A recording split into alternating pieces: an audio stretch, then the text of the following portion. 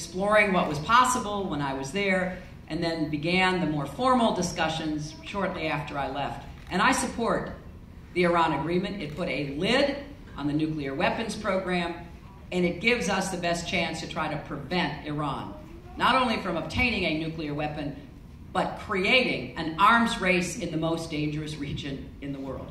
So diplomacy, persistent, difficult, but necessary diplomacy. Or, I thought they could read, you want to figure out how you negotiate a ceasefire between Israel and Hamas to stop the rockets from raining on Israel.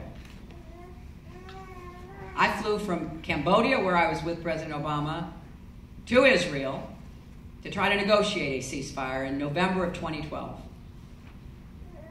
The Israelis were rightly saying, we got to defend ourselves. We can't just take these rockets. So far, they've had minimal damage, but we never know what the next one might do. We didn't want to see that happen for obvious reasons. So I went to Jerusalem, met with the Israeli cabinet, went to Ramallah, met with President Abbas and the Palestinian Authority, went back to Jerusalem, flew to Cairo, because I had to negotiate a ceasefire with the Muslim Brotherhood president then of Egypt, Morsi, who was a big supporter of Hamas.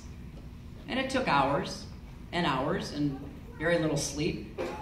But eventually, we got a ceasefire. The rockets stopped. Now, that didn't end the conflict. It didn't stop other outbreaks of the conflict. But it couldn't have happened without American intervention and leadership. A lot of the issues that you see in the headlines remain at the heart of what we have to do every single day in the Situation Room, in meetings here in our country and around the world. But then there are the longer-term trends. We got to get serious about how we use diplomacy and development to change circumstances so that we try to prevent and avoid the outbreak of terrorism, the outbreak of disease, the kind of challenges that will end up affecting us directly or indirectly. I look at all the candidates in this campaign, and I'm very grateful that I've had this experience.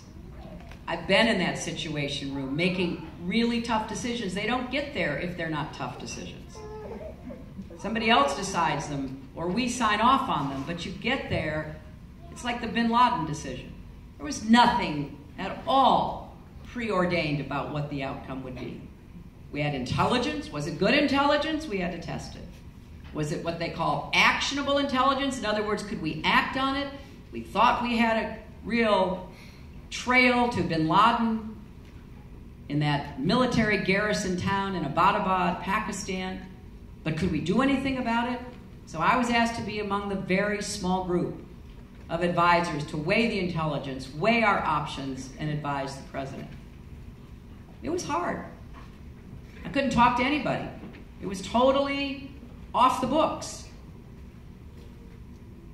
But after listening to the intelligence, listening to the military options, I was one of those who recommended the president that he go ahead and launch what was a